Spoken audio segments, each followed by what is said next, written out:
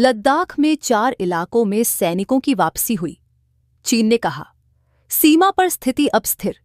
चीनी विदेश मंत्रालय ने गलवान घाटी सहित पूर्वी लद्दाख के 4 स्थानों से सैनिकों की वापसी की घोषणा की। चीनी विदेश मंत्रालय ने शुक्रवार को कहा कि गलवान घाटी समेत पूर्वी लद्दाख में 4 स्थानों से सैनिक पीछे हट गए हैं। इसमें यह भी बताया गया कि रूस में हाल ही में हुई बैठक के दौरान भारत और चीन द्विपक्षीय संबंधों को बढ़ाने के लिए अनुकूल परिस्थितियां बनाने पर सहयोग करने पर सहमत हुए। चीनी विदेश मंत्रालय ने एक प्रेस विज्ञप्ति में कहा, राष्ट्रीय सुरक्षा सलाहकार अजीत डोभाल और चीनी विदेश मंत्री वांग यी ने गुरुवार को रूस के सेंट पीटर्सबर्ग में सुरक्षा मामलों के लिए जिम्मेदार ब्रिक्स के उच्च स्तरीय अधिकारियों की बैठक के मौके पर बातचीत की, जहां उन्होंने सीमा मुद्दों पर हाल के परामर्श में हुई प्रगति पर चर्चा की। यह भी पढ़ें, एनएसए अजीत डोभाल चीनी विदेश मंत्री वार्ता के दौरान भारत चीन द्विपक्षीय समझौतों प्रोटोकॉल का पूरी तरह पालन करने पर सहमत। शुक्रवार को मीडिया ब्रीफिंग में चीनी विदेश मंत्रालय की प्रवक्ता माओ निंग से जब पूछा गया कि क्या दोनों देश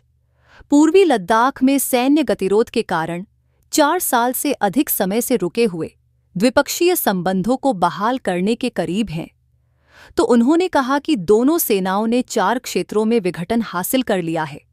और सीमा पर स्थिति अब स्थिर है। माओ ने कहा, हाल के वर्षों में दोनों देशों की अग्रिम पंक्ति की सेनाओं ने चीन भारत सीमा के पश्चिमी क्षेत्र में 4 क्षेत्रों में पीछे हटने का काम पूरा कर लिया है, जिसमें गलवान घाटी भी शामिल है।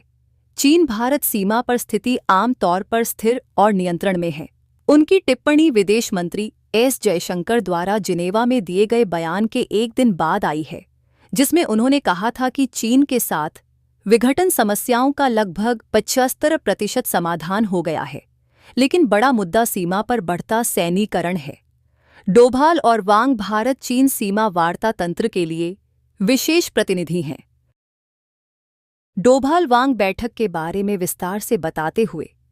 चीनी विदेश मंत्रालय ने एक बयान जारी कर कहा कि दोनों पक्षों ने यह विश्वास व्यक्त किया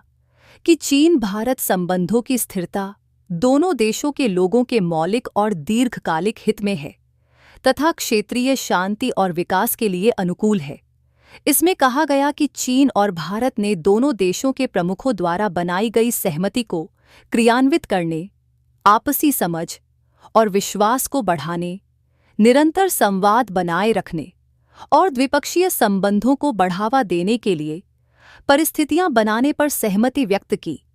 यह भी पढ़ें, जयशंकर ने कहा, चीन के साथ जटिल संबंधों में सरकारी समाचार एजेंसी शिन्हुआ की खबर के अनुसार चीन की कम्युनिस्ट पार्टी की केंद्रीय समिति के राजनीतिक ब्यूरो के सदस्य वांग ने इस बात पर जोर दिया कि अशांत विश्व का सामना करते हुए 2 प्राचीन पूर्वी सभ्यताओं और उभरते विकासशील देशों के रूप में चीन और भारत को स्वतंत्रता पर कायम रहना चाहिए, एकता और सहयोग का चयन करना चाहिए तथा एक दूसरे को नुकसान पहुंचाने से बचना चाहिए। वांग ने आशा व्यक्त की कि दोनों पक्ष व्यावहारिक दृष्टिकोण से अपने मतभेदों को उचित ढंग से संभालेंगे और एक दूसरे के साथ मिलकर काम करने का सही तरीका ढूंढेंगे तथा चीन भारत संबंधों को स्वस्थ, स्थिर और सतत विकास के रास्ते पर वापस लाएंगे।